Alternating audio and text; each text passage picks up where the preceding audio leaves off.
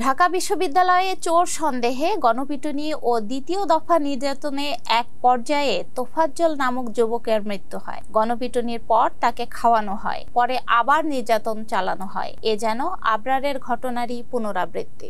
ঢাকা বিশ্ববিদ্যালয়ের আবাসিক হলে চোর সন্দেহে গণপিটুনির পর খাওয়ানো হয় খাবার। দ্বিতীয় দফায় মৃত্যু নিশ্চিত না হওয়া অবধি হাত পা বেঁধে চলে নির্যাতন। এক পর্যায়ে ঢলে পড়েন মৃত্যুর কোলে। নিহত ৩২ বছর বয়সী তোফাজ্জল হোসেন ছিলেন মানসিক ভারসাম্যহীন। ঘটনাটি ঘটে বুধবার রাতে বিশ্ববিদ্যালয়ের ফজলুল হক মুসলিম হলের অতিথি কক্ষে। ঢাকা মেডিকেল পুলিশ ফাঁড়ির ইনচার্জ মোহাম্মদ ফারুক বলেন, রাত ১২টার দিকে কয়েকজন শিক্ষার্থী ওই যুবককে ঢাকা মেডিকেলে নিয়ে যাওয়ার পর কর্তব্যরত চিকিৎসক তাকে মৃত ঘোষণা করেন। তিনি মানসিকভাবে ভারসাম্যহীন ছিলেন। পুলিশ কর্মকর্তা ফারুক জানিয়েছেন, তোফাজ্জলকে চোর সন্দেহে আটক করে মারধর করা হয়। তার শরীরে বিভিন্ন স্থানে জখম ছিল। তার মৃতদেহ ময়নাতদন্তের জন্য হাসপাতাল মর্গে রাখা হয়েছে। এহেন মৃত্যুকে ঘিরে ধিক্কার প্রকাশ করে চলেছে নেটিজেনরা।